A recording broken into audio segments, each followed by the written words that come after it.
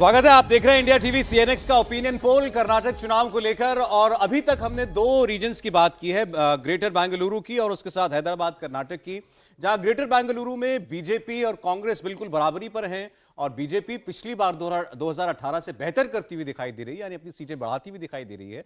तो वहीं हैदराबाद कर्नाटक रीजन में एक तरफा कांग्रेस पार्टी बढ़त बनाती हुई दिखाई दे रही है। इन 40 सीटों में से कांग्रेस पार्टी 32 सीटों पर जीत हासिल कर सकती है, ऐसा हमारे सर्वे में हमें लगता है। और केवल 6 सीटें बीजेपी जीत रही है, 9 सीटों का नुकसान बीजेपी को हो रहा है। और इन दो रीजन्स को जोड़कर जो 72 सीटें आई हैं अब तक सर्वे में, उनमें से 47 कांग्रेस पार्टी जीतती हुई दिखाई दे रही है हमें, और 21 सीटों पर भारतीय जनता पार्टी जीत हासिल कर सकती है। ये अभी तक केवल 6 में से 2 रीजन जो हमने आपको दिखाए उस पर मिले नतीजों के आंकड़े हैं।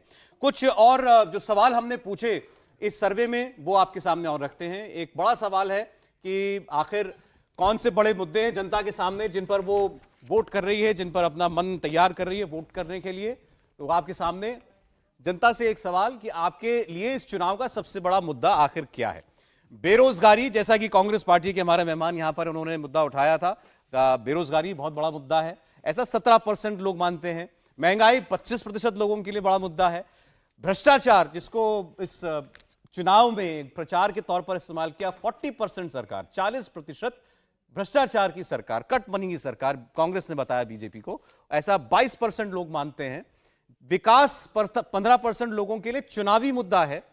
सांप्रदायिक सद्भाव 6% लोगों के लिए चुनाव पर वोट करने के लिए मुद्दा है।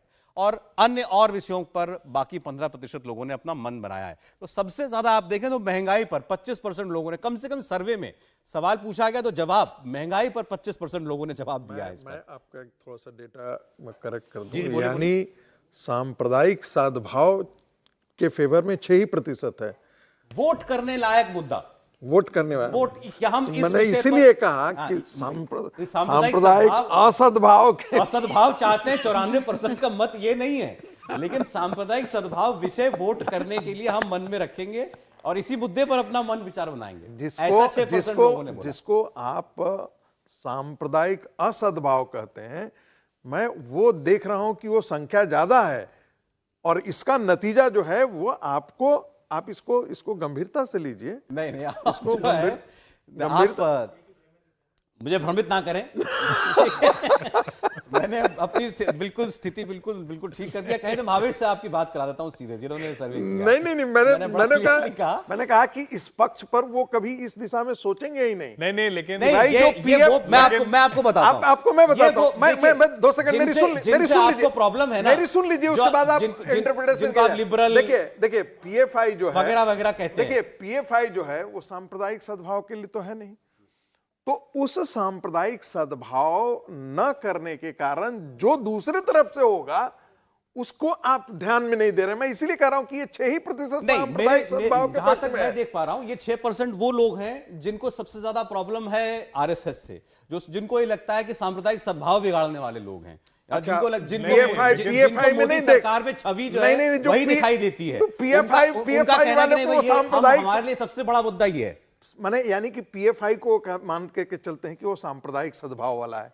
कैसी बातें कर रहे हैं, कैसा इंटरप्रिटेशन है? मेरा इंटरप्रिटेशन ज्यादा एप्रोप्रिएट है। चलिए 6% सांप्रदायिक सद्भाव वाले हैं, बाकी जो हैं वो सांप्रदायिक असद्भाव वाले हैं। आप ये बता रहे हैं, आंकड़े से यही निकल रहा है। देखते हैं कि चुनाव में इसका क्या दर्शन होता है या नहीं होता है। जी त्रिपाठी जी कुछ बोल रहे थे। मैं ये कह रहा हूं, देखिए ये इंटरप्रिटेशन तो अपनी अपनी तरह से होगा, लेकिन इसका इतना सा मतलब तो तय है कि जो बजरंग दल पे बैन का कांग्रेस का जो भी फॉर्मूला हो काम नहीं करेगा। अगर मैं इसको किसी भी तरह से इंटरप्रेट करूं, अगर मैं इसको सांप्रदायिक सद्भाव को उस पक्ष से भी देखूं या दूसरे भी पक्ष से देखूं, तो ये 6% बता रहा है कि बजरंग दल पे बैन जैसा आज की तारीख में तो ये पूरी तरह से कम्युनल हुआ ना। अगर आप बजरंग दल पे बैन करने की बात तो आप क्या कर रहे हैं? आप कम्युनल एजेंडा पुश कर रहे हैं, यानी उसके पक्ष में लोग नहीं खड़े हैं। इसका मतलब तो ये भी दिखता है। चलिए ठीक है, अगले मुद्दे पर अगला जो प्रश्न था उस पर मैं आ रहा हूं अभी। इस पर हम जब बात करेंगे अपने सारे मेहमानों से तो इसको भी लेंगे बीच में। अगला सवाल जो था हमारा अपने सर्वे में कर्नाटक की जनता से, मुख्यमंत्री बोम्मई का कामकाज। आप इस पर देखिए, बड़ा क्लियर कट है। 46% लोगों ने कहा खराब काम था, 26% लोगों ने कहा संतोषजनक कामकाज था, 28% लोगों ने कहा बढ़िया कामकाज था। अब लगभग आधे 46% लोग खराब कह रहे हैं मुख्यमंत्री के काम को। मुख्यमंत्री बसवराज बोम्मई के कामकाज को लेकर के संतोषजनक 26% केवल लोग कह रहे हैं, बढ़िया केवल 28% कह रहे हैं। तो ये आंकड़े अपने आप में बताने के लिए काफी है। कम से कम अप्रूवल रेटिंग इसको आप कह लीजिए, या उनकी छवि, उनके कामकाज को लेकर के तो कोई अच्छी छवि तो उनकी नहीं रही, संतोषजनक तो नहीं रही। इसलिए उनके सिर्फ उनके कामकाज के बेसिस पर अगर बीजेपी चुनाव में गई है तो कोई बहुत बड़े परिणाम, बहुत अच्छे परिणाम की उम्मीद तो बीजेपी नहीं कर सकती।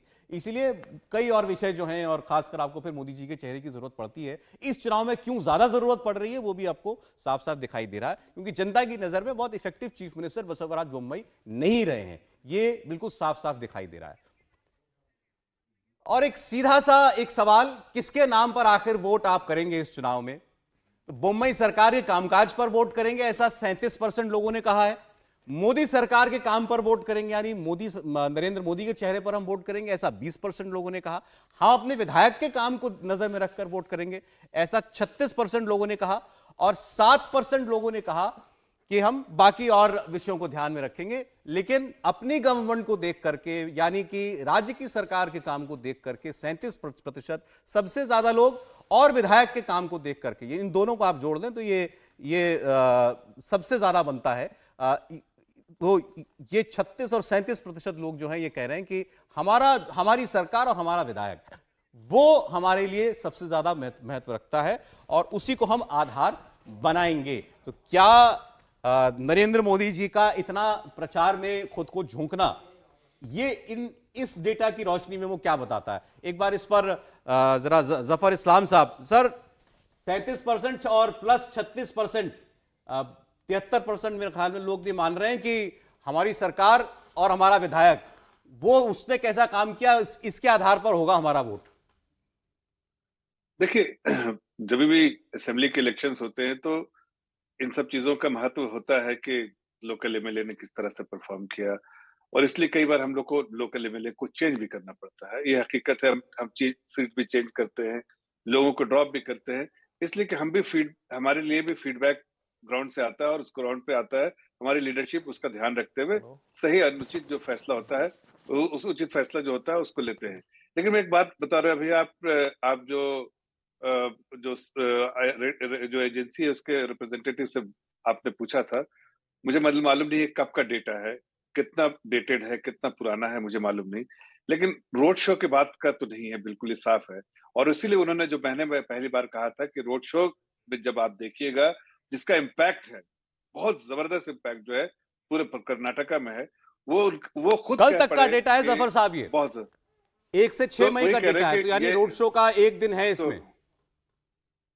तो उसमें उसके बाद वो खुद महसूस कर रहे हैं, जिन्होंने पूरे एजेंसी के जो करता धरता है, महसूस कर रहे हैं कि ये आंकड़े चेंज हो जाएंगे।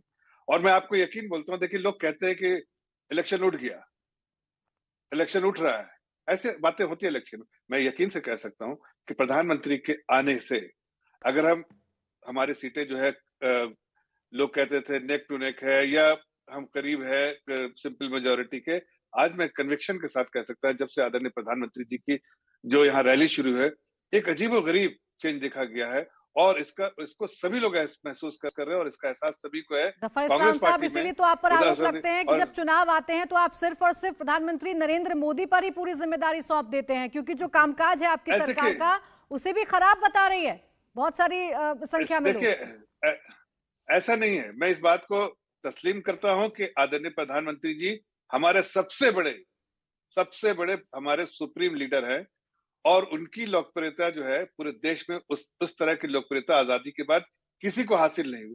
भाई हमारे पार्टी के हैं, तो क्या इलेक्शन में कैंपेन किसी और पार्टी के लिए करेंगे? हमारी पार्टी के लिए करेंगे ना। भारतीय जनता पार्टी के जिंदगी उन्होंने झोंका है भारतीय जनता पार्टी के लिए, तो भारतीय जनता पार्टी को जीत के कागार पे लाना उनकी रिस्पॉन्सिबिलिटी है, और वो इतनी लोकप्रियता है, तो जाहिर है हम पार्टी उनका इस्तेमाल करती है और करना भी चाहिए। इसलिए उन्होंने जिस तरह से एक डबल इंजन की सरकार में काम किया है, आप जब सरकार के बारे में बात कर रहे हैं तो डबल इंजन की सरकार ने जिस तरह से परफॉर्म किया है, पूरे प्रदेश को इस बात की जानकारी है कि डबल इंजन की सरकार की वजह से या बहुत सारे उसमें से जो एक इंजन है उसके बारे में तो जनता ने बड़ा साफ साफ इस पे अपनी राय दे दी थी। खैर, देवेंद्र कुछ कह रहे हैं इस पर। जी देवेंद्र, मैं नीरज जी उसको बताता हूँ। जी देवेंद्र। छोटी सी बात पूरी पूरी कर ले कि जो कह रहे थे पहले भी किसी ने अच्छा कहा था ठीक है, कि ठीक जो है, जफर साहब beneficiaries कंप्लीट कर हैं, लीजिए।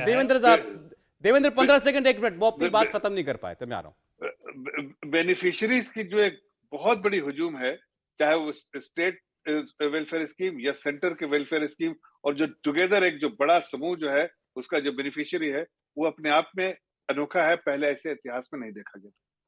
अब परेश जी बोलना चाहें तो।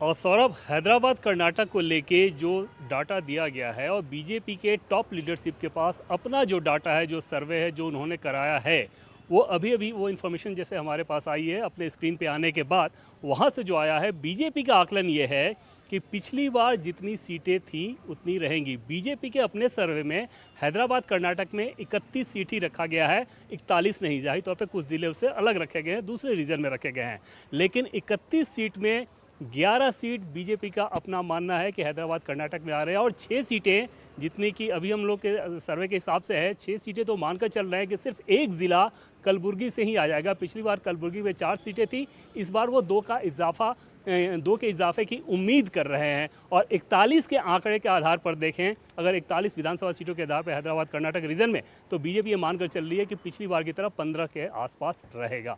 सौरभ, तो मतलब हैदराबाद कर्नाटक में जहां हमने और जहां सीएनएक्स ने जो सर्वे किया, इंडिया टीवी सीएनएक्स ने, हम 40 सीटें बता रहे हैं और बीजेपी को हम 6 सीटें दे रहे हैं।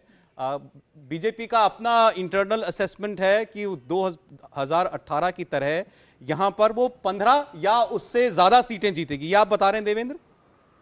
11 सीटें, हाँ, लगभग पिछली बार जैसा ही कि 15 के आसपास रहेगा, और 6 सीटें तो सिर्फ वो कलबुर्गी में उम्मीद कर रहे हैं। ऐसा बीजेपी का न सिर्फ दावा है, बल्कि उनके अपना इंटरनल सर्वे है, उसके कुछ डाटा मेरे पास मौजूद हैं, उसमें भी ये मेंशन किया हुआ है। चलिए, अब ये तो बीजेपी और भावेश के बीच की बात है।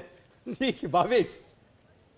सौरभ जी, यदि बीजेपी की सर्वे को मान लेते फिर तो इंडिया टीवी को पैसे खर्च करने की जरूरत ही नहीं थी। फिर तो जरूरत ही नहीं थी। आप चिंता ना करें भावेश, हम आपके साथ हैं। एक सवाल पूछना चाहता हूँ सौरभ, यदि आप अलाउ करें तो मैं जफर जी से एक सवाल पूछना चाहता हूँ। जफर जी, लास्ट टाइम आपने कब देखा था प्राइम मिनिस्टर को हनुमान जी या इस तरह की मुद्दे उठाते हुए? प्राइम मिनिस्टर जनरली इस तरह के इशू तभी उठाते जब उन्हें लगता है कि ग्राउंड में रियलिटी कुछ बीजेपी के फेवर में नहीं है। इस बार आपको शायद पहले से पता नहीं, भवेश जी, मैं इसका जवाब देता हूँ, आप बड़ी संजीदगी से जवाब देता हूँ उसका। देखिए, मैनिफेस्टो आने के बाद ही पता चलता है कि आपकी मंशा क्या है, आपके इरादे क्या है, आप किस तरह के किसको टारगेट कर रहे हैं। अगर आपके मैनिफेस्टो में ऐसी बात आई है तो उसका पहले से जिक्र कैसे करेंगे? जाहिर है पहले जिक्र नहीं होगा। मैनिफेस्टो में आपने ऐसी बातें कही है जो प्रदेश की जनता को समझ में आ रहा है कि मेरा सवाल जो मुस्लिम रिजर्वेशन को लेके था, वो भी 4 साल से आपकी सरकार थी, 4 साल में आपने क्यों नहीं हटाया उसे? अभी क्यों हटाया? क्योंकि आपको पता ग्राउंड रियलिटी कुछ और है, इसीलिए ये सारे मुद्दे आप चुनाव के बीच में उठाने की कोशिश कर रहे हैं। देखिए, हमने तो बराबर इसका कहा है कि जो कॉन्स्टिट्यूशनल जो चीज नहीं है उसको हटाएंगे। कॉन्स्टिट्यूशनल नहीं है इसलिए हमने हटाया, और उसके बारे में अब तो मामला सुप्रीम कोर्ट में है, इसलिए मैं इसके बारे में ज्यादा टीका टिप्पणी नहीं करेंगे। लेकिन हमारे पार्टी की जो स्टैंड है वो बहुत क्लियर है। ये भी बता दूं आपको साथ साथ भवेश जी कि हमने मुस्लिम समुदाय को ये बात बताया है कि आपका जो प्रोफेशन रिलेटेड जैसे ओबीसी में रिजर्वेशन था, हमने कोई कम नहीं किया। हमने उन लोगों का जो गलत तरीके से रिजर्वेशन रिलीजन बेस के था उसको हटाया, लेकिन ईडब्ल्यूएस कैटेगरी में बाकी जो प्रोफेशन से हट के मुस्लिम समाज के लोग जो बेनिफिशियरी हो सकते हैं ईडब्ल्यूएस में उनका नाम है। तो हमने किसी का रिजर्वेशन काटा नहीं है, या जो आप कह रहे हैं कि हमने रिजर्वेशन काटा है, हमने कोई रिजर्वेशन कहीं नहीं काटा है। और इसके बारे में आप जानकारी थोड़ी सी और ले लीजिए, ठीक बेहतर होगा। जी, देखिए जफर साहब, इस वक्त देखिए इतना ही हम लोग कहना चाहते हैं कि आप फील्ड में गए हुए हैं, अभी बेंगलुरु में हैं भावेश भी। कोई भी एजेंसी है, कोई भी सर्वे करने उतरता है तो अपनी पूरी क्षमता के साथ सर्वे करता है, कोई नहीं चाहता कि वो गलत साबित हो। भावेश भी ये सर्वे कर रहे हैं तो उनको जो दिखाई दे रहा है ग्राउंड पर उन्होंने किया।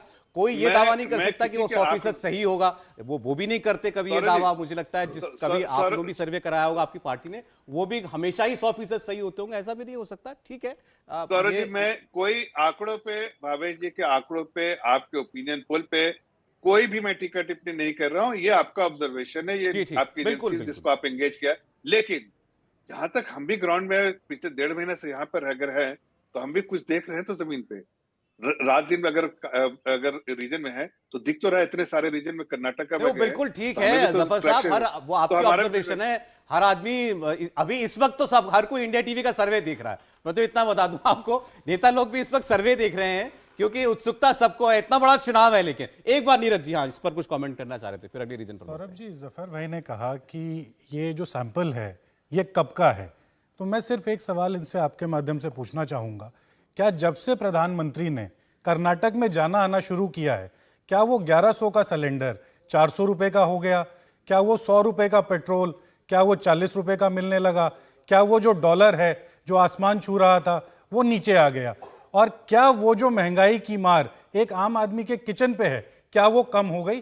तो ये सर्वे जो बता रहा है, जो आपका पहला सवाल था कि महंगाई, भ्रष्टाचार और बेरोजगारी, ये तीनों मुद्दे आज भी उतने ही ज्वलंत हैं और शायद ज्यादा बढ़ गए हैं, क्योंकि देश के प्रधानमंत्री से उम्मीद ये थी कि वो जाएंगे तो ऐसा मॉडल बताएंगे जिससे इन मुद्दों के ऊपर कुछ निवारण हो सके। लेकिन प्रधानमंत्री ने सारे अपने चुनाव प्रचार को किसी और डायरेक्शन में लाकर खड़ा कर दिया, और इसी वजह से जो आंकड़े आपके पास आ रहे हैं इसके अंदर 10 से 15% का और वेरिएशन आपको दिखेगा, वो भी कांग्रेस के पक्ष में।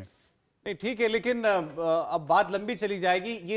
ये सारे मुद्दे तब भी थे जब ये गुजरात जीत गए, जब ये यूपी जीत गए, बल्कि देश में उससे और विकट हालात थे उस पर। सौरभ जी, बात आपकी बिल्कुल ठीक है, लेकिन आज एक विशेष परिस्थिति है, देश 2024 को भी देख रहा है। आज जो आकलन है वो प्रधानमंत्री के काम का भी हो रहा है। पूरी दुनिया के सामने भारत की जो छवि है, जो एक शिगुफा छोड़ा जाता है कि हम लोग नंबर 1 बनने जा रहे हैं, हम चाहेंगे कि नंबर 1 बने, लेकिन जो स्थिति है वो सबके सामने आ गई है। जो लफबाजी थी अब उससे बाहर निकलकर देश की जनता सवाल पूछ रही है। अच्छा ठीक है, मैं अगले रीजन पर बढ़ रहा हूं, आप अपना कमेंट कंप्लीट कीजिए। जी रागी जी, मैं अगला रीजन दिखा रहा हूं इतने में। सौरभ जी, मुझे ऐसा लगता है कि कांग्रेस पार्टी जो है वो ये नहीं समझ पा रही है कि प्रधानमंत्री जी ने क्या किया है। प्रधानमंत्री जी तो कांग्रेस ने जो मुद्दे उठाए उसका उन्होंने रिप्लाई किया है, और आपने कहा कि 40% की कमीशन था। प्रधानमंत्री जी ने इस पूरे नैरेटिव को उलट करके छोड़ दिया। वहाँ पे उन्होंने कहा आपके समय 85% था, 15% ही जनता तक जाती थी। ये तो प्रधानमंत्री का आकलन था, राजीव गांधी जी का आकलन था। अच्छा, अगला जो जिस क्षेत्र की हम बात करने जा रहे हैं वो है मध्य कर्नाटक, सेंट्रल कर्नाटक की 21 सीटें। अब ये तीसरा क्षेत्र है जहां हम बात करेंगे। इन 21 सीटों में देखिए बीजेपी और कांग्रेस किसको नफा किसको नुकसान।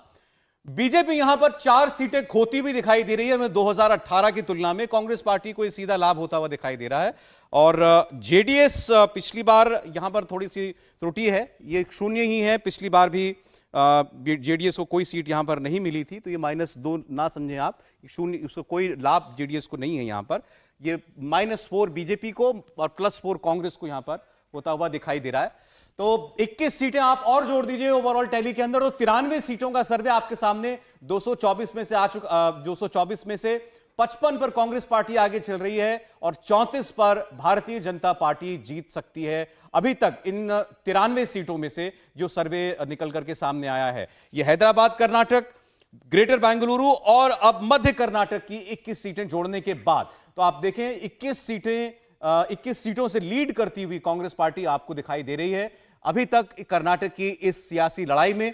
और लगातार 2 ऐसे रीजन्स हैं जहां पर कांग्रेस पार्टी बेहतर कर रही है, और हैदराबाद कर्नाटक में तो जबरदस्त लीड थी हमारे सर्वे के मुताबिक। बीजेपी के बारे में जैसी सूचना देवेंद्र ने दी, उनको लगता है कि वहां पर इतना खराब नहीं करेगी पार्टी, बल्कि पिछली बार से बेहतर ही कर सकती है। जबकि ग्रेटर बेंगलुरु में बीजेपी पिछली बार से अच्छा करेगी, हमें ऐसा लगता है अपने सर्वे में। और सेंट्रल कर्नाटक में 4 सीटों का नुकसान होता हुआ वो हमें दिखाई दे रहा है। इस रीजन के बारे में समझते हैं, एक बार टी राघवन के पास चलते हैं। कौन कौन से जिले मध्य कर्नाटक में अगर हम बात कर रहे हैं तो किन की चर्चा हो रही है, और बीजेपी यहां पर हमारे सर्वे में बताया जा रहा है 4 सीटों का नुकसान।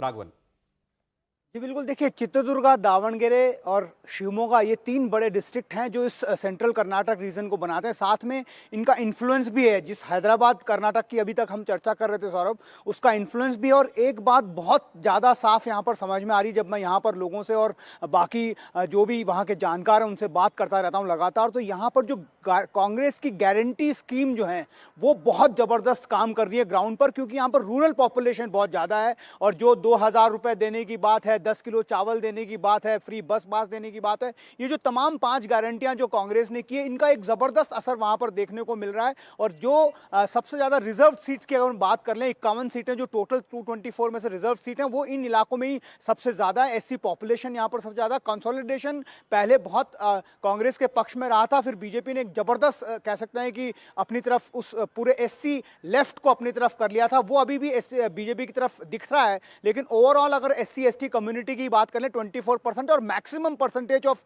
पॉपुलेशन जो एससी एसटी कम्युनिटी का है वो इन 2 रीजन में ही है। और यहां से ऐसा लगता है कि कांग्रेस की जो गारंटी स्कीम्स हैं वो एक तरह से गेम चेंजर साबित हो रही है इन दोनों रीजन में।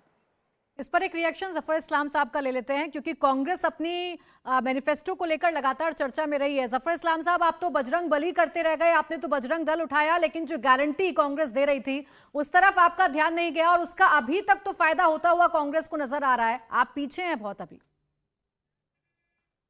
देखिए, जैसा मैंने कहा कि मैं आपके आंकड़ों के, आपके सर्वे के, आपके सैंपल साइज के, आपके स्टैटिस्टिकल मेथड क्या इस्तेमाल किया, उसके बारे में कोई चर्चा हम टीका टिप्पणी नहीं करेंगे। लेकिन हमारे अपने जो फीडबैक हैं वो आपसे बहुत बिल्कुल डिफरेंट है, वो अलग है। हमारे फीडबैक के हिसाब से ये सारी चीजें जो आपको, जो लोगों में जो बातें हो रही है, जिसके बारे में बात कर राघवन साहब बात कर रहे थे कि कहीं ना कहीं उसका इम्पैक्ट हुआ है, मुझे कहीं नहीं इम्पैक्ट दिखता है। इसलिए कि ये सारी चीजें जो है वो बार बार कांग्रेस ने पहले भी वादे बहुत किए हैं। अगर ऐसी कोई पार्टी होती, जैसे कभी कभी कोई नई पार्टी आती है, बहुत सारे वादे करते हैं लेकिन बाद में एक्सपोज होती है, इन्होंने ऐसे 50 वादे किए और पूरा नहीं किया। राजस्थान में भी किया था, 3 दिन में ये बनेगा, 5 दिन में हम सरकार बनेगी और हम ये कर देंगे। तो ऐसे लोग, आज की जनता जानती है कि कांग्रेस पार्टी ने, इन्होंने पहले बहुत सारे वायदे किए लेकिन वायदे पूरा नहीं करते, चुनावी दावे है। और जहां तक एससी एसटी समाज का है, देखिए एससी एसटी चाहे लेफ्ट, एससी एसटी लेफ्ट हो, जो कि जिसके बारे में राघवन जी कह रहे थे कि वो हमारे साथी हैं, जिसकी तादाद ज्यादा है, एससी राइट जो है वो भी हमारे साथ है। और वो हमने पिछले बार भी देखा था, इस बार भी आपको दिखेगा। इसलिए कि हमने जितना एससी एसटी समाज के लिए किया है, शायद इतिहास में किसी और पार्टी ने उतना एससी एसटी समाज के लोगों को महत्व नहीं दिया, उसके उत्थान के लिए उतने काम नहीं किए। इसलिए हम पूरे कॉन्फिडेंस के साथ कह सकते हैं, SC left, SC right, both will vote for Bharatiya Janata party, और हमारी स्थिति बहुत अच्छी रहेगी। बाकी सर्वे में, बाकी लोगों के सर्वे में देखा, अपने सर्वे में देखा, आपका सर्वे का भी देखना बाकी है कि आप क्या दिखाते हैं आखिर। जी, अभी और 3 क्षेत्रों की और बात होना बाकी है। प्रियंका गांधी ने कहा अपनी चुनावी सभा में, हर्षवर्धन जी की लोगों से कहा कि अर्जुन की तरह बस अपने मुद्दों से हटना मत, बीजेपी बहुत इधर उधर ले जाने की कोशिश करेगी, लेकिन वही बात कि लोकल मुद्दों पर, उन्हीं पर विषयों पर रहना, उन्हीं पर वोट करना, नहीं तो बजरंग बली और बातें बीजेपी बहुत करेगी।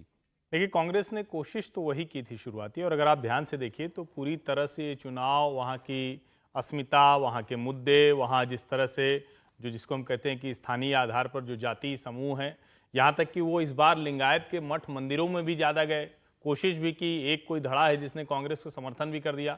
लेकिन प्रियंका जी को ये भी तो ध्यान में होना चाहिए ना कि इस चुनाव में सारा मुद्दा कांग्रेस ने थाली में परोसकर भारतीय जनता पार्टी को दिया।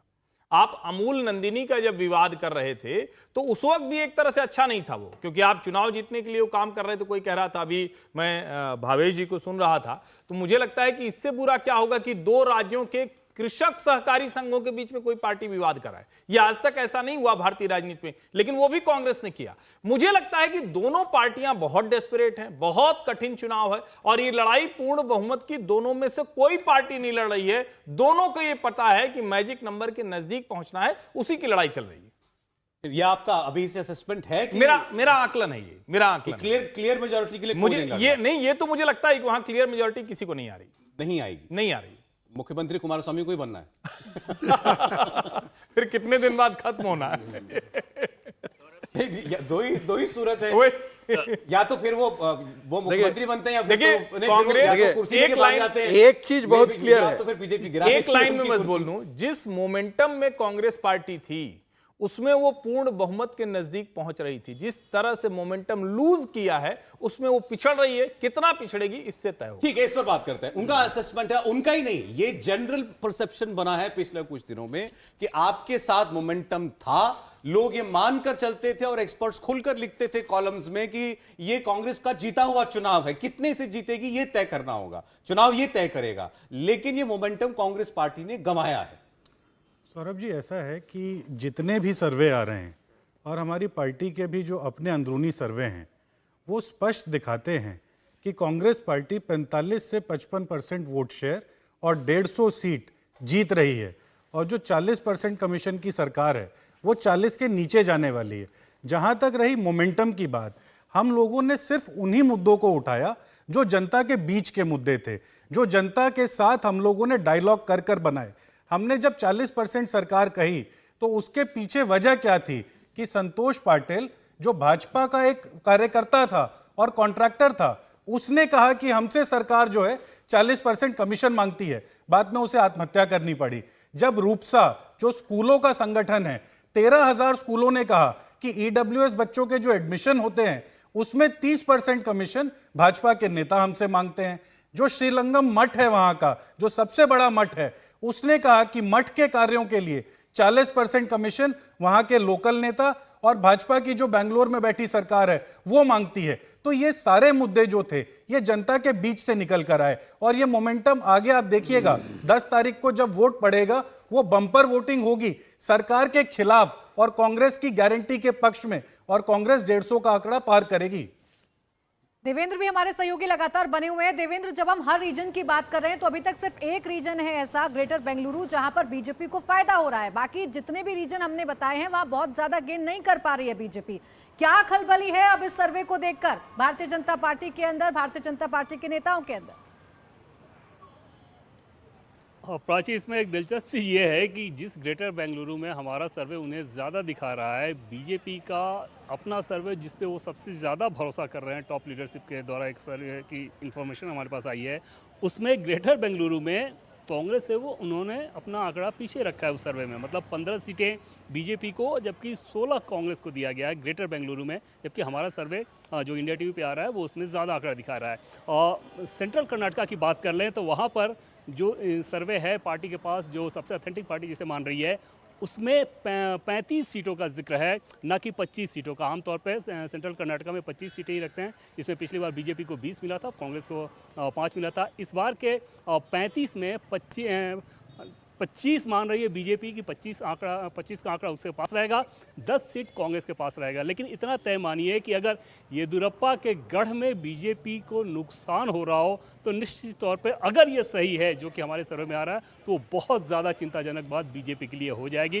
लेकिन फिलहाल पार्टी के पास अपना जो फीडबैक है वो उसमें वो अच्छा मान रही है। जी। और येदियुरप्पा सेंट्रल फिगर हमेशा रहे कर्नाटक में बीजेपी की स्कीम ऑफ थिंग्स में, लेकिन उनका सरकार का हिस्सा ना रहना, क्या ये बीजेपी को डेंट करता हुआ दिखाई दे रहा है? क्या ये एक बड़ा फैक्टर है ये?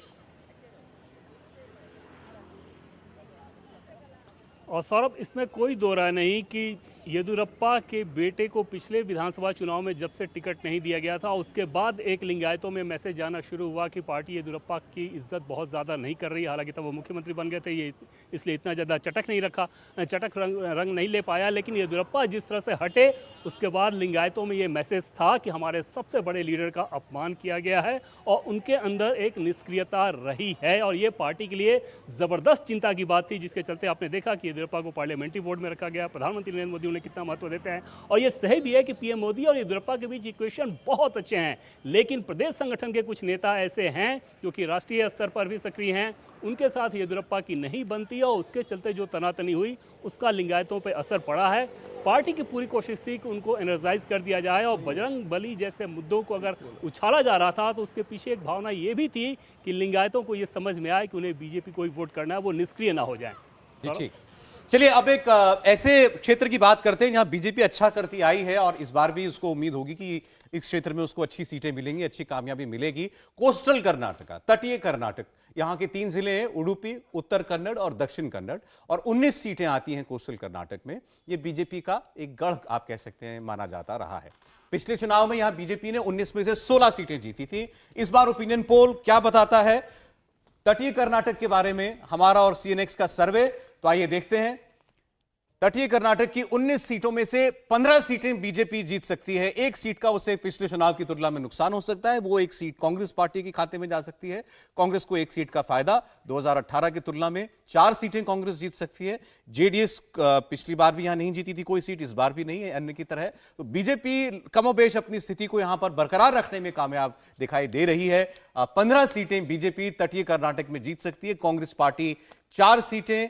तो यहां बीजेपी अपनी पोजीशन बरकरार रखती हुई हमें दिखाई दे रही है। तो ये मुस्लिम रिजर्वेशन वाला मुद्दा हो, इसके अलावा पीएफआई और बजरंग दल पर बैन की बात हो, उसको बजरंग बली से जोड़ने वाली बात हो, तो ये सारे जो मुद्दे थे, या जिसे हम सीधे सीधे कहें तो ध्रुवीकरण की जितनी कोशिश थी, वो उस तटीय कर्नाटक में बीजेपी को फायदा पहुंचाती, ऐसा माना जा सकता है। और कमोबेश दिख रहा है अगर कम से कम कि बीजेपी अपनी स्थिति कंसोलिडेट कर रही है, बरकरार रख रही है अपनी स्थिति, तो वो आपको शायद उन तमाम कोशिशों का एक परिणाम दिखाई दे रहा होगा। एक बार भावेश के पास चलते हैं, एक कमेंट इस पर। भावेश, इसको आप इन तमाम कोशिशों का नतीजा मानेंगे, या इतने सारे इश्यूज होने के बावजूद बीजेपी वहीं की वहीं है लगभग, तो सब कुछ किया लेकिन तब भी वहीं के वहीं रहे, इस सेंस में देखेंगे?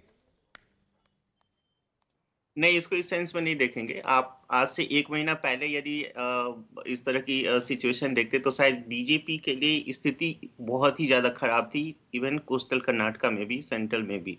तो बीजेपी के लिए यहाँ पे जो भी बीजेपी की तरफ से मुद्दे उठाए गए पिछले 1 महीना में, या पिछले आप एम्फसाइज करें तो पिछले 10 दिन में, वो कोस्टल कर्नाटका में बहुत अच्छा से काम कर रही है, कुछ हद तक सेंट्रल में भी काम कर रही है। लेकिन जो आप देखेंगे अलग रीजन में, जैसे हैदराबाद को हम देखें तो बीजेपी के लिए इतनी खराब स्थिति वहां पे है, वो सब वहां पे उसका रिएक्शन भी है, सोशल बैकग्राउंड भी बीजेपी के फेवर में नहीं है। दूसरा, ये जो अभी मुद्दा चल रहा था येदियुरप्पा को हटाना सही था गलत था, देखिए येदियुरप्पा को हटाना एक गलत था, सभी के बीच में एक मैसेज गया, लोग मानते भी है, लेकिन उनके स्थान पे जो लाया वो एक्सेप्टेबल फेस बीजेपी के अंदर भी नहीं थे। आपने देखा होगा, यदि आगे आने वाले सर्वे में यदि हम देखेंगे कि सीएम कैंडिडेट को लेके जो सवाल पूछे गए थे, उसमें तो जो अभी सीएम है उनकी एक्सेप्टेंस बहुत ज्यादा नहीं है। उनकी एक्सेप्टेंस ना बीजेपी के अंदर बहुत ज्यादा, ना कर्नाटक के अंदर है। चुनाव जीतने के लिए आज के डेट में आप देखेंगे तो एक जो लीडरशिप के ऊपर चुनाव हो रही है, चाहे कहीं भी हो, चाहे आप किसी भी स्टेट में चले जाए जहां भी असेंबली की चुनाव हो रही है, लीडरशिप का होना बहुत जरूरी है। आपको याद होगा पिछले 2 साल पहले जब बंगाल में चुनाव हुई थी, बीजेपी शायद वहां पे चुनाव इसलिए हार गई क्योंकि बीजेपी के पास वहां पे कोई फेस नहीं था। यहाँ पे यदि बीजेपी कोई अच्छा रिप्लेसमेंट लेके आई होती आज से 2 साल पहले, तो शायद बीजेपी यहाँ पे और ज्यादा अच्छा कर सकती थी, मेरा ऐसा मानना है। ठीक है, राघवन से हम इसी बात को समझेंगे। राघवन, जो बात अभी भावेश कह रहे हैं, क्या ये सबसे बड़ा इंपॉर्टेंट मुद्दा रहा जिसकी वजह से बीजेपी को नुकसान हो रहा है? लीडरशिप ना होना, किसी चेहरे का तय ना होना, येदियुरप्पा को पीछे कर देना, क्या ये वो तमाम ऐसे फैक्टर्स रहे जिससे नुकसान बीजेपी को झेलना पड़ रहा है? जी, लगता है नुकसान तो बीजेपी को हो ही रहा है, क्योंकि अगर आप किसी लिंगायत वोटर से सामान्य तौर पर बात करें तो जब उससे सवाल पूछा जाता है तो उसका जवाब पहला ये आता है कि हाँ, मुझे पता है कि अगर मैं इस बार बीजेपी को वोट कर रहा हूं तो मुख्यमंत्री येदियुरप्पा नहीं बनने जा रहे। तो ये बात कॉमनली हमने हर जगह नोटिस की है प्राची। साथ ही ये भी लगता है कि जब नरेंद्र मोदी का फैक्टर आता है, क्योंकि उसके बाद जब ये हम पूछते हैं या फिर हम बात करते हैं, चर्चा करते हैं गाँव में जाकर, तो ये कहते हैं कि वो अनडिसाइडेड हैं कि वो क्या कांग्रेस को वोट करेंगे, लिंगायतों की मैं बात कर रहा हूं। तो उसमें फिर हमको लगता है कि प्रधानमंत्री नरेंद्र मोदी का चेहरा, व्यक्तित्व, उनका करिश्मा, उनके द्वारा जो यहां पर पूरी एनर्जी के साथ जो कैंपेन उन्होंने किया, उसमें लगता है कहीं ना कहीं लिंगायतों में वो एक बात है कि आखिरकार हो सकता है कि वो बीजेपी के साथ बने रहें। जैसा 76% हमारे सर्वे में भी ये कहा गया है कि लिंगायत बीजेपी के साथ बने हुए। कोस्टल कर्नाटका, जैसा आपने बताया, गढ़ है। मुझे ऐसा लगता है, अगर मेरा पर्सनल आंकलन में बताऊं, तो मुझे लगता है कि एक सीट का और इजाफा 16 से 17 वहां पर 19 इसमें से हो सकती हैं। अब्दुल कादर जो कांग्रेस के एक बहुत कद्दावर कैंडिडेट हैं, और आरवी देश पांडे, ये दो ऐसे नेता हैं कांग्रेस के जो शायद अपनी सीट यहां पर रिटेन कर पाएंगे। बहुत ही हाईली पोलराइज्ड वहां पर माहौल हमेशा रहा है, और इस बार भी वो पोलराइजेशन का असर बीजेपी के फेवर में वहां काम करता हुआ दिख रहा है। लेकिन उस जैसा कांग्रेस के नेता ये लगातार दावा कर रहे हैं कि पोलराइजेशन जो है वो सिर्फ एक रीजन तक वहां पर सीमित है, पूरे कर्नाटक में ये स्प्रेड अक्रॉस नहीं हुआ है। इसी वजह से एक कैलकुलेटेड रिस्क उन्होंने लिया था, और साथ ही में कांग्रेस को यह फायदा होता हुआ दिख रहा है कि एसडीपीआई जो लगातार डेंट करती है, एमआईएम जैसी पार्टियां जो बहुत ज्यादा यहां पर पॉपुलर नहीं है कर्नाटका में, लेकिन वो डेंट जरूर करती है कांग्रेस के प्रोस्पेक्ट को। ऐसा लगता है कि ये एक मुद्दा उठाकर उन चीजों को कांग्रेस ने नेगेट करने में कामयाबी हासिल कर ली। तो देखिए, अभी तक हम आधी सीटों की चर्चा कर चुके हैं अपने सर्वे में। 112 सीटों का सर्वे आपको दिखा चुके हैं। 224 में से 49 बीजेपी जीत सकती है, हमारा अनुमान है इन 112 में से, और 59 कांग्रेस जीत सकती है। 4 जेडीएस और अन्य किसी को कोई यहां पर मौका मिलता हुआ दिखाई नहीं दे रहा है। 10 सीटों का अंतर बीजेपी और कांग्रेस के बीच में अभी भी बरकरार है, लेकिन यह फासला और ज्यादा था कोस्टल कर्नाटक का जब तक सर्वे हमने नहीं दिखाया था उससे पहले। कोस्टल कर्नाटक में बीजेपी ने अच्छी बढ़त बनाई। हालांकि कोस्टल कर्नाटक में इस बेल्ट में सीटें कम हैं, लेकिन फिर भी बीजेपी ने एक अच्छी बढ़त बनाई यहां पर कांग्रेस के ऊपर। 15 और 4 का मार्जिन है यहां पर बीजेपी कांग्रेस के बीच, और उसकी वजह से इस गैप को थोड़ा कम किया है। अजय आलोक जी हमारे साथ जुड़ रहे हैं, हम बीजेपी के राष्ट्रीय प्रवक्ता। अजय जी, स्वागत है आपका। जैसा मैं बता रहा था कि अभी हमने 4 रीजन्स की बात की है। 2 रीजन, और दोनों बड़े रीजन हैं जहां पर अभी हम जिनके ऊपर नजर डालेंगे। ओल्ड मैसूरू की 62 सीटें और बॉम्बे कर्नाटक की 50 सीटें, वो आना अभी बाकी, यानी आधा सर्वे अभी बाकी है। और अभी आपके और कांग्रेस के बीच में 10 का गैप है। कांग्रेस लीड कर रही है सर्वे में अभी फिलहाल। देखिए सौरभ जी, आपके सर्वे को बिल्कुल पूर्ण प्रणाम है, और सर्वे पे हम यकीन करते नहीं हैं, चाहे वो हमारे पक्ष में जाएं चाहे वो हमारे पक्ष में ना रहें। लेकिन मैं आपको एक बात बताता हूं, बड़ी देसी, एकदम हिंदुस्तानी वाली। आपने घर में अपने किचन में कभी खाना बनते हुए देखा होगा, वो कढ़ाई में तेल डालते हैं ना, तो 10-15 मिनट लगता है तेल को खोलने में। तो ये आपका सर्वे जब भी हुआ होगा, लेकिन जब चुनाव के प्रचार की बारी आती है तो ये अंतिम 10 दिन जब तेल खोलता है ना, तब सबसे ज्यादा अच्छा खाना पकता है। तो हमारा खाना पकना शुरू हो गया है। ये जो गैप अभी आप दिखा रहे हैं ये सर्वे का, यकीन मानिए जब जिस दिन नतीजे आएंगे तो बहुमत से कम 15 जी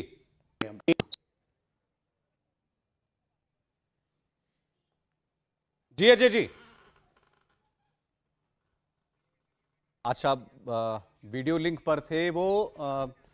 चलें, अभी अजय जी आए तो उनको बताएं कि कल रात तक सर्वे हुआ है, कल रात तक गैस ऑन थी तो जितना भी तेल खोल रहा था कल रात तक खोल ही रहा था, तो उसके बाद कितना ही कल में और आज में जो है और आंच बढ़ा ली होगी उन्होंने। लेकिन आज मोदी जी का हुआ है रोड शो। सर्वे में तेल गरम उन्होंने कहा ना कि भाई देखिए, पिछला चुनाव भी भारतीय जनता पार्टी के पक्ष में नहीं था, और सभी मान रहे थे कि बीजेपी हार रही है, लेकिन बीजेपी का आंकड़ा कांग्रेस से बेहतर रहा।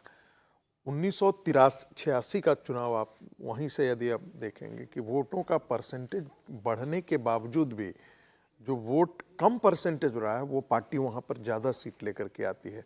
तो कन्वर्जन का कुछ ऐसा फार्मूला है जिसके कारण कहीं कहीं पर हाईली पोलराइज वोट होता है तो वो एक तरफा हो जाता है, जिसके कारण परसेंटेज ऑफ वोट्स जो होता है वो ज़्यादा होने के बाद जो पहले जो आंकड़ा जितने भी सर्वे आए हैं अब तक, उनका परसेंटेज ऑफ वोट्स जो है वो 6% मैक्सिमम माना गया है कि जो 6% है ये बहुत बड़ा परिवर्तन करने वाला है, मतलब इतना बड़ा डिफरेंस ऑफ वोट। लेकिन ये 6% वोट जो है वो नरेंद्र मोदी के जाने के पश्चात कितना उसको भारतीय जनता पार्टी है, ये इस बात पर निर्भर करेगा कि भारतीय जनता पार्टी जो पिछला चुनाव है उसमें अपने उस आंकड़े को बरकरार रख पाती है, उससे बेहतर करती है या उससे नीचे जाती है। अच्छा, कांग्रेस पार्टी से हमारे साथ अभय दुबे जी जुड़ रहे हैं। अभय जी, स्वागत है आपका। और ये इंडिया टीवी CNX का सर्वे है, मेरे ख्याल से आंकड़े आप देख पा रहे होंगे। अभी हम नहीं देख पा रहा हूं, बिल्कुल मेरे सामने स्क्रीन नहीं है सौरभ जी। अच्छा, मैं आपके लिए आंकड़े पढ़ देता हूं। 4 रीजन की हम बात कर चुके हैं, आधा सर्वे आ चुका है। 224 में से 112 सीटें कांग्रेस पार्टी इन 112 में से 59 सीटों पर जीत सकती है, हमें ऐसा लगता है। बीजेपी 49 पर, 49 बीजेपी 59 कांग्रेस। और अभी हम बात करेंगे ओल्ड मैसूरू की 62 सीटों की और बॉम्बे कर्नाटक की 50 सीटों की। ये दोनों रीजन आना अभी बाकी हैं और अभी तक जितना सर्वे आया है इसमें ग्रेटर बेंगलुरु में बीजेपी आगे हमें दिखाई दी है। हैदराबाद कर्नाटक में आप बिल्कुल एक तरफा लीड करते हुए हमें दिखाई दे रहे हैं। इसके अलावा कोस्टल कर्नाटक में बीजेपी जबरदस्त तरीके से हमें आगे दिखाई दी है। तो ये अभी तक का सर्वे है आपके लिए। सेंट्रल कर्नाटक में आप और बीजेपी लगभग बराबर हमें दिखाई दे रहे हैं। जी अब सवाल यह है कि सौरभ जी देखिए व्यापक जी अभय जी सवाल यह है कि यहां जैसे हर्षवर्धन जी बैठे हैं, उनका कहना है कुछ भी कर लें दोनों पार्टियां, पूर्ण बहुमत की लड़ाई तो कोई पार्टी नहीं लड़ रही है, सवाल केवल उस फुल मेजॉरिटी मार्क के नजदीक पहुंचने का है। देखिए स्वाभाविक है हर्षवर्धन जी, जब भारतीय जनता पार्टी बुरी तरह हार रही है तो उनका वक्तव्य यही होगा, क्योंकि थोड़ा सा उनका इंक्लिनेशन भाजपा की तरफ होता है। जितने सर्वे आए हैं उसमें ये साफ दिखाई दे रहा है कि भारतीय जनता पार्टी से कांग्रेस पार्टी बहुत आगे है, पूर्ण बहुमत से भी बहुत आगे जा रही। सारे सर्वे 3 दिन से ओपिनियन पोल चल रहे हैं। सिर्फ एक कोस्टल कर्नाटका में भारतीय जनता पार्टी पोलराइज करने की चुनाव को कोशिश करेगी। बाकी ओल्ड मैसूर का जो रीजन है वहां भी कांग्रेस पार्टी बहुत अच्छा परफॉर्म कर रही है। बेंगलुरु का जो अर्बन एरिया की जिन 26 सीटों की आप बात कर रहे हैं वहां पर पिछली बार भी कांग्रेस पार्टी ने अच्छा परफॉर्म किया था और इस बार आज ही जहां वहां रैली थी, अमित शाह साहब कहते हुए सुनाई दिए। एक चैनल ने, एक एजेंसी ने ट्वीट किया था, वो ट्वीट डिलीट कर दिया कि लोग ही नहीं है, सिर्फ मोटरसाइकिलें दिखाई दे रही है। तो ये परिलक्षित कर रहा है कि जो भीषणतम 40% का भ्रष्टाचार था उसका व्यापक असर हो रहा है। और ये कांग्रेस पार्टी ने आरोप नहीं लगाया था, ये 13,000 स्कूलों के संगठन रुक्सा ने आरोप लगाया था कि प्रधानमंत्री जी 30 से 40% कमीशन गरीब बच्चों के एडमिशन में मांगा जा रहा है। संतोष पाटिल, खुद भारतीय जनता पार्टी के कार्यकर्ता, ने आत्महत्या कर ली चिट्ठी लिखते लिखते प्रधानमंत्री जी से कि मेरे जैसे छोटे कॉन्ट्रैक्टर से 40% कमीशन मांगा जा रहा है। उसने आरोप ईश्वरप्पा पे लगाया था। प्रधानमंत्री जी ने उन्हीं ईश्वरप्पा से बात की, संतोष पाटिल से करने की अपेक्षा। केम्पन्ना जो 80 वर्ष के ठेकेदार थे, ठेकेदार एसोसिएशन के, कर्नाटका में, समूचे कर्नाटका में आंदोलन हो रहा था। उस 80 वर्ष के कॉन्ट्रैक्टर और उनके 4 साथियों को जेल में डाल दिया भाजपा ने, करप्शन पर कार्रवाई करने की अपेक्षा।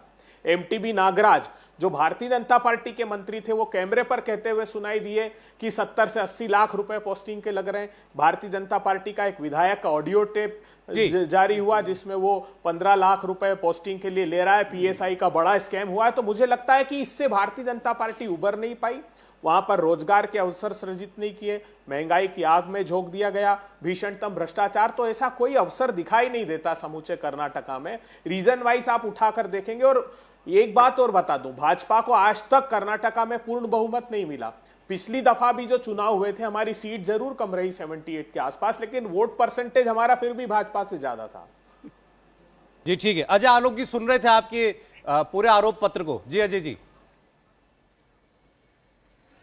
नहीं, मुझे तो याद हो गया है, पता नहीं आप लोग को याद हुआ है कि नहीं। ये कांग्रेसी पिछले 30 दिन से एक ही रट लगा रहे हैं। तो 2 चीज भूल गया भाई जी, मैं याद दिलवा देता हूं। 2500 करोड़ लगते हैं मुख्यमंत्री के लिए ना, 1000 करोड़ मंत्री बनने के लिए, वो भी याद लगा देते यार। अरे मतलब इन लोग की जबान नहीं कटती है बोलते हुए। जिस पार्टी का प्रधानमंत्री खुद एडमिट कर चुका हो कि भैया 85% का करप्शन मेरे यहां है, पहला प्रधानमंत्री। दूसरा प्रधानमंत्री उस पार्टी का कहता है कि कोalition गवर्नमेंट चलाने में सहयोगियों की अनदेखी नहीं कर सकते हैं, कॉम्प्रोमाइज करना पड़ता है भ्रष्टाचार से। और ये हमको कह रहे 40% की सरकार। अरे मतलब चुनाव लड़ना है, मुद्दों पे लड़िए। हम कहते हैं डबल इंजन की सरकार, तो उसका मतलब यह है कि 60 वर्ष तक आप थे डबल इंजन में कर्नाटक में, केंद्र में भी आप, कर्नाटक में भी आप। क्यों नहीं विकास की रफ्तार बढ़ाई या क्यों नहीं विकास का पैमाना बढ़ाया? ये हमने करके दिखाया है और उस काम की बदौलत हम जा रहे हैं, प्रधानमंत्री जा रहे हैं और हमारे मुख्यमंत्री जा रहे हैं, अमित शाह जी जा रहे हैं। अमित शाह जी की बातें बड़े जल्दी सुन लेते हैं, कान वान लगा दिया है क्या वहां पे? 24 घंटा अमित शाह की बातें सुनते रहते तो बहुत सारी हरकतें नहीं करते जो अभी तक करते आए रहे। अब दूसरी बात और सुनिए कान खोल के, एक पोल सर्वे 2 पोल सर्वे देख के खुश होते रहिए। 2018 में भी इसी तरह खुशी हो रही थी ना पोल सर्वे देख के। नतीजा क्या हुआ? सबसे बड़े दल हम ही बन के आए, 2% वोट आपके ज्यादा थे। लेकिन जब 3 पार्टियां चुनाव लड़ रही होती हैं तो परसेंट ऑफ वोट 2% to 4% भी होता है ना, तो स्विंग दूसरे पार्टी का बहुत ज्यादा होता है। अब मैंने बोला था, मैं जानता हूं सौरभ जी कि आपका सर्वे कल शाम तक हो रहा है, मैंने कहा था तेल गर्म होने दीजिए। तेल जब खोलता है ना तो बाकी तब पकता है। और तेल खोलना तो आज से शुरू हुआ है, आज कल परसों 10 को देखिएगा चुनाव कैसे कितना प्रतिशत होता है और 13 को नतीजे आएंगे, तब अभय जी के साथ फिर दोबारा बैठूंगा 13 को। चलिए ठीक है, अब बाकी जो बचे हुए रीजन है उनकी भी बात कर लेते हैं कि आखिर वहां पर किस तरीके का परफॉर्मेंस रहने वाला है, कौन सी पार्टी किस पर भारी पड़ रही है। अगला रीजन है बॉम्बे कर्नाटक, महाराष्ट्र से लगता हुआ इलाका है जहां मराठा सेंटिमेंट भी चलता है और महाराष्ट्र के साथ सीमा विवाद का सेंटिमेंट भी यहां काम करता है।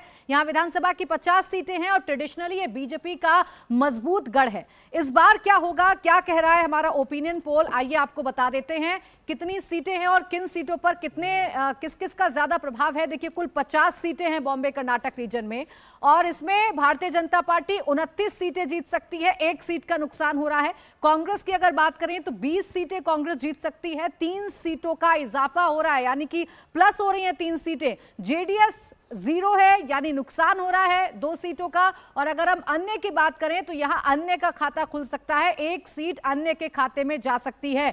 तो बॉम्बे कर्नाटक रीजन एक बड़ा रीजन, 50 सीटें, यहां पर भारतीय जनता पार्टी कमोवेश अपनी जो सीटें हैं उसे बनाकर रखने में कामयाब हो रही है। 1 सीट का नुकसान हो रहा है, लेकिन देखिए जो गेन कर रहा है वो गेन कर रही है कांग्रेस, 3 सीटें गेन कर रही है। और इसी के साथ देखिए जो ओवरऑल टैली है उसमें भी आप बदलाव देख रहे होंगे, सिर्फ 1 सीट का फासला रह गया है यानी कांटे की टक्कर अभी तक आप देख सकते हैं। 224 में से 162 सीटों का ओपिनियन पोल हम आपको बता रहे हैं और अभी जो आंकड़ा है उसके मुताबिक बीजेपी 78 और कांग्रेस 79। पॉलिटिकल एडजस्टमेंट लग रहा है रागी जी को। लेकिन अब आखिरी रीजन आने दीजिए तो फिर और पता चलेगा। अभी बॉम्बे कर्नाटक के नतीजे बता रही हैं प्राची आपको, बीजेपी 1 सीट मुझे ऐसा लगता है कि ये रीजन जो है वो भारतीय जनता पार्टी को बेहतर करना चाहिए और उसका एक कारण है कि ये महाराष्ट्र से लगती हुई इलाका है और अभी वहाँ पर सरकार है, उसका भी असर देखने को मिल सकता है इस इलाके में। तो आप देखें तो ये बीजेपी की अच्छी ही परफॉर्मेंस है। नहीं 29 रामकृपाल जी। हाँ बिल्कुल बिल्कुल, जैसा कि आपने जिस तरह से शुरू किया था, पहले 21 सीटों का गैप था दोनों में, कांग्रेस और बीजेपी में, फिर वो 10 सीटों तक आया, अब देखिए 1 सीट तक पहुंच रहा है। तो मैं ये कहूँगा कभी फाइनल देख लेते हैं। लेकिन रामकृपाल जी वो जो मैसूर वाला इलाका है वो हाँ, आप अच्छे तरीके से जानते हैं कि देखिए वो भारतीय जनता पार्टी का गढ़ नहीं है। मेरा एक ही है कि मोदी जी के जाने के बाद जिस तरह का, मैंने खुद भी देखा है, मैं किसी पर बीजेपी या कांग्रेस की बात नहीं करता, कई महिलाओं ने कैमरे पर कहा कि उन्होंने अपने जीवन में, अपनी पूरे जीवन काल में, वो मैसूर की, वही मतलब कर्नाटक की रहने वाली, कभी ऐसी भीड़ हमने इस सीजन में किसी प्रधानमंत्री या किसी नेता के लिए कभी देखी नहीं है। तो मैं ये कहता हूं कि अगर वो मोदी की लोकप्रियता जो स्टेट गवर्नमेंट की अलोकप्रियता है उसको अगर काटने में थोड़ा बहुत सफल होती है और अगर कांग्रेस 113 के ऊपर नहीं जाती है, तो फिर मैं कह रहा हूं कि जिस तरह से लोग अभी बड़े आशावादी हो रहे हैं कि कांग्रेस एकदम 150 सीटें पा करके रही, जो गैप अभी है, मुझे लगता है कि इंतजार करना चाहिए। मैं कोई वो नहीं करूंगा, लेकिन मुझे आपके ओपिनियन पोल जिस तरह जा रहा है, मैं इस पर भरोसा रख रहा हूं कि करीब करीब बिल्कुल, क्योंकि अभी ताज़ा है और बहुत सारी चीज़ें। हाँ ये है कि 2 दिन, जैसा कि अजय आलोक जी कह रहे हैं कि अभी तवा मतलब कढ़ाई में तेल अभी गर्म हो रहा है, 2 दिन और बाकी है, तो देखते हैं। लेकिन फाइनल जब आ जाएगी सीटें तभी मैं इसके बाद कुछ कमेंट। अच्छा, कांग्रेस की कामयाबी आप माने, असल कामयाबी आप तभी मानते हैं इन सारी परिस्थितियों में अगर उसको पूर्ण बहुमत मिले? देखिए कांग्रेस की कामयाबी नहीं है ये स्टेट पॉलिटिक्स में, वहाँ जो स्टेट गवर्नमेंट है उसका परफॉर्मेंस में, जैसे आपको कहूँ, देखिए राजस्थान में पिछली बार जो चुनाव हुआ था उसमें नारा लगता था कि रानी तेरी खैर नहीं, मोदी से कोई बैर नहीं, और उसके बाद जैसे ही चुनाव हुआ राजस्थान का सारी सीटें बीजेपी को मिली। कई बार ऐसा हो जाता है कि लोग किसी से प्यार या उसको उसके समर्थन में बहुत ज़्यादा नहीं है, लेकिन चूंकि एक नाराज़गी होती है सरकार से या एक उबन होती है कि चलो छोड़ो, तो एक मैं ही कह रहा हूँ कि एंटी इनकम्बेंसी जो इस समय है और मोदी की लोकप्रियता जिस ऊंचाई पर जा रही है, अगर मोदी की लोकप्रियता ने उस एंटी इनकम्बेंसी को कम किया तो निश्चित तौर पर मैं जैसा कह रहा हूं कि नतीजे जो कांग्रेस आज सोच रही है कि बिल्कुल कंफर्टेबल मेजॉरिटी में, मुझे ऐसा लगता नहीं। बाकी अभी आपका देखता हूं कितना आता है। हर्षवर्धन जी बोलना चाह रहे थे, आपका जिक्र भी किया था अभय दुबे जी ने। तो नहीं, अभय जी तो बड़े अच्छे मित्र हैं, बढ़िया प्रवक्ता हैं, लेकिन मुझको टिप्पणी करने के बजाय अपनी पार्टी के लिए करें तो ज़्यादा बेहतर होगा। भारतीय जनता पार्टी के लिए एक ज़रूरी टिप्पणी मैं करना चाह रहा हूं। और देखिए, कई बार हम देख रहे हैं, मैंने दो उसके पहलू, एक ये कहा जा रहा है कि येदियुरप्पा को हटाकर बहुत गलत किया। मुझे लगता है बहुत अच्छा फैसला किया, क्योंकि येदियुरप्पा के ऊपर जितने आरोप भ्रष्टाचार के थे वो बहुत गंभीर आरोप थे, उनकी उम्र जो थी, तो बीजेपी ने अच्छा निर्णय लिया। लेकिन इसका एक दूसरा पहलू है, जब मुख्यमंत्री चुनना हुआ तो फिर से दबाव में आ गए, और जो बाहरी वर्कर हैं वो बहुत ज्यादा भारतीय जनता पार्टी में आए। सिर्फ कर्नाटक नहीं, देश के लगभग हर राज्य में समस्या है। जहां मोदी जी का जादू चल जाता है वहां ये समस्या नहीं दिखती है, जहां नहीं चलता है वो समस्या उभर कर सामने दिखती है। देवेंद्र, अब ये जो सेकंड लास्ट रीजन आप कह लें हमने जिसकी बात की है, बड़ा क्षेत्र है बॉम्बे कर्नाटक का, और बीजेपी यहां होल्ड कर पा रही है अपने आप को, तो ये पार्टी के लिहाज से अच्छी परिस्थिति है। हालांकि हमारे साथ मेहमान, उनको लगता है कि और बेहतर करना चाहिए बीजेपी को यहां पर। और पार्टी का अपना जो फीडबैक है सर्वे, क्योंकि बार बार हम लोग इस बात का जिक्र कर रहे हैं कि पार्टी अपने जिस सर्वे को सबसे बेहतर मान रही है, अपने मुफीद मानिए, जाहिर तौर पे उनके पास कुछ ऐसे सर्वे भी होंगे जिसमें आंकड़े कम होंगे, लेकिन वो हमें नहीं बताया जाएगा। लेकिन जिस आंकड़े पे वो सबसे ज़्यादा भरोसा कर रहे हैं, उसके हिसाब से इस रीजन में बॉम्बे कर्नाटक रीजन, जिसे कित्तूर कर्नाटक रीजन भी कहा जाता है, उसमें 33 सीटें आ रही हैं, यानी कि पिछली बार से इजाफा। दूसरी तरफ कांग्रेस के लिए उस सर्वे में 16 सीटें दी गई हैं, और एक सीट यहाँ पर जेडीएस को दिया गया है। पिछली बार अदर्स को सीटें हासिल हुई थी, लेकिन इस बार एक जेडीएस को दिया गया और अदर्स के लिए एक भी सीट नहीं है। यानी कि इन 50 सीटों में बीजेपी का अपना आकलन है, जिस सर्वे पे वो भरोसा कर रही है। पार्टी ने जो सर्वे कराया है उसमें 33 सीटें उसे आ रही है। दूसरी तरफ जो 21 सीटें पिछली बार हम लोग जो बात कर रहे थे कोस्टल में, उसमें पार्टी का अपना आकलन था 18 सीटों का। सौरभ जी ठीक। देवेंद्र, तो जाहिर है बीजेपी को लगता है कि वो हमारे सर्वे से कंपेयर करें तुलना में तो बहुत बेहतर कर रही है अलग अलग क्षेत्रों में।